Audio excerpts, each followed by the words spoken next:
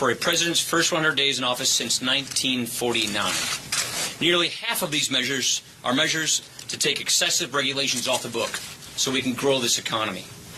After years of workers and industries bracing for the next regulatory onslaught, all the unpredictability that has been coming with that, we are providing relief for energy jobs, for small businesses, for retirees. It has been estimated that the steps we have taken with this administration will save families and businesses more than $67 billion. That is real relief, and that promotes real economic growth. We've been trying to cut red tape for years, and now it's finally happening at record levels. Also to promote job creation. The President has signed bills making it easier for women to pursue STEM careers and to become entrepreneurs. To help our veterans, the President has signed a bill to lower out-of-pocket costs and to take steps toward fundamental VA reform, very much in need. We're going to keep building on this record. Right now, we're working on a government funding bill that addresses some of the country's core priorities, including strengthening our national defense. Last week, I was in Europe visiting some of our key NATO allies, and across the board, allies are ready to see America step up and lead again. A big part of that is rebuilding our military, which is something that we're in the middle of doing right now. We're also working to fix our tax code. Today, the administration will outline its principles for pro-growth tax reform, which is a critical step forward in this effort. Pro-growth tax reform means that we will have lower rates, we will have a simpler tax code with fewer brackets, and we will have an IRS that exists only to serve the taxpayer. And we will continue to work to keep our promise to repeal and replace Obamacare so that we can lower costs and create more choices for families. We have undertaken some very big reforms to tackle entrenched problems. There is a lot of work left to do, but under the President's leadership, this unified government has made a solid start. Thank you. Good morning. Welcome back to many of you. As the Speaker talked about, those bills that have moved to the President's desk prior to this Congress, only one time has the Congressional Review Act ever made it all the way to the President's desk and been signed.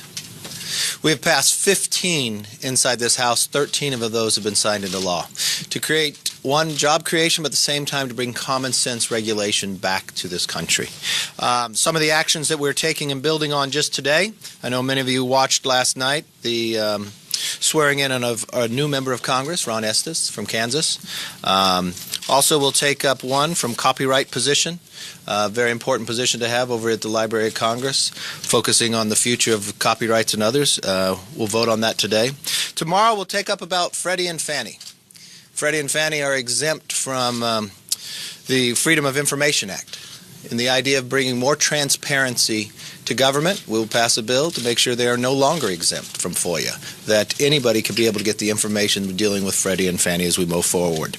We'll continue to be able to fund this government, making sure that our military men and women have all that they need to not only protect this country but make the world safe. And I will tell you, walking out of this conference, I see great movement when it comes to health care. We'll continue to make sure we keep our promise to repeal and replace Obamacare to make sure insurance costs are lower and people are actually protected from pre-existing conditions.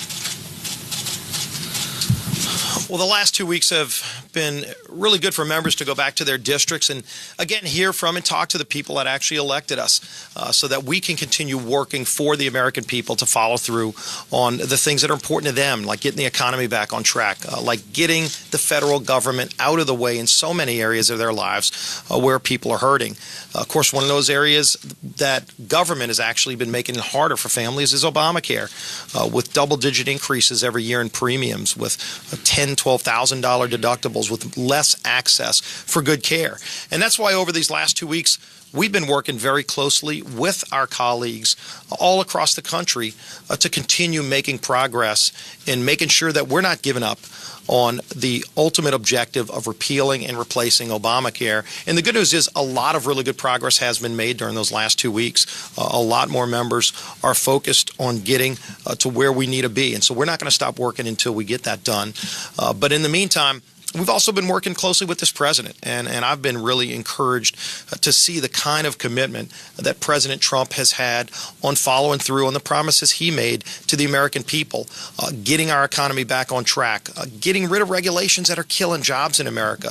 If you look at what's already happened. And of course, we're not even at day 100. I know a lot of people want to already write about what the first 100 days have been like. The good news is a lot of really good things have happened in that first 100 days, and there's still more things that are good that are set to happen. But you just look at the economy. Over 500,000 new jobs have been created in this first 100 days. And the president set a tone of getting the economy back on track and helping create more jobs, including signing 13 different pieces of legislation into law that reverse bad regulations that were killing jobs in America, helping rebuild the coal industry, helping getting some of these other federal agencies off of the backs of American workers, signing and greenlighting the Keystone Pipeline. President Trump, with that one action of greenlighting the Keystone Pipeline, created tens of thousands of good jobs and helped ensure America's energy security. And of course, on foreign policy, President Trump has followed through on so many commitments. Number one, just making sure that we're enforcing our laws, securing the border, illegal border crossings down over 60%. So just upholding America's rule of law while also working with our allies.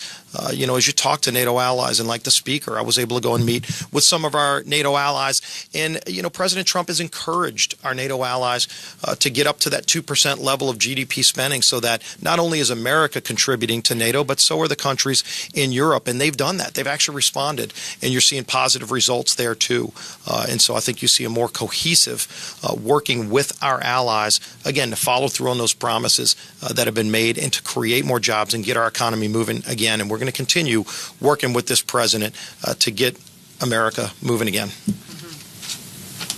It's always important to spend time in your district, listening to people, hearing their concerns. It was great to have an extended time to do that. And overall, I would say people do want to see results. They see this as an exciting opportunity to really rethink this government from top to bottom. They also recognize that we must get this economy growing. We must create jobs, and we must get unleash innovation in this country. They're very pleased to see that we're rolling back the regulatory burden that has been suffocating our economy. As I listened and traveled around Eastern Washington, I held a number of coffees with Kathy and conversations with Kathy, whether it was with farmers or talking infrastructure or healthcare. People see this as an opportunity for us to think big, get the results, and I come back re-energized because of that. I am committed to making a difference for them, using this as an opportunity to really do the big things that the people want to see us done. Anybody have any questions? Hi, Mr. Anna Anderson from Bloomberg. Two questions, if I could. First, are you committed to using reconciliation for tax reform, or would you consider doing it in regular order? And I also wanted to ask about the Choice Act. And there's going to be a markup this week, and I want to know where that fits in the priority and when you think you could bring that. Yeah, I'll defer to Kevin on the timing of the Choice Act. Reconciliation is regular order, just so you know. That's the regular budgeting process. But we want to look at every avenue, but we think reconciliation is the preferred process. We think that's the most logical process to bring tax reform through. Jeb Hensling, Chairman Hensling's marking it up. I think we're planning, and once we mark up a bill, we want to move to the floor as quickly as possible. And that's basically the schedule. Yeah. Casey. Is the White House overstepping their bounds here on tax reform, bringing No, not at all. proposal to you? And is that partly because of the failure of healthcare? Do they feel like they need to No. This is something we've been talking to them all along. We had a very good meeting yesterday. Our committees, Ways and Means and Finance in the White House, are going to work regularly now to make sure that we get a bill together that's unified.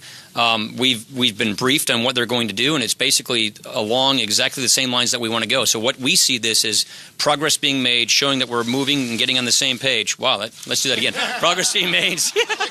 Yeah, right. Progress. Wow. That was you. Very interesting. So no, we see this as a good thing. Yeah, Mike. Speaker, on health care, does the MacArthur Amendment get you the 216?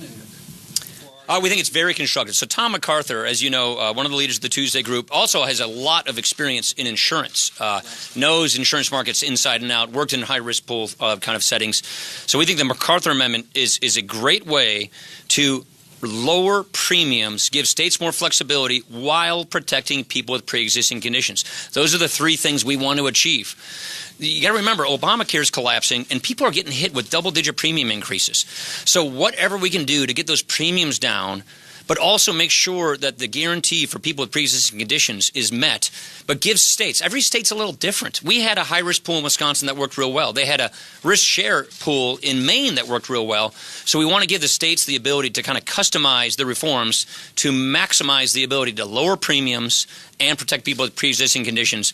And that is exactly at the heart of what the MacArthur Amendment does, and I think it helps us get to consensus.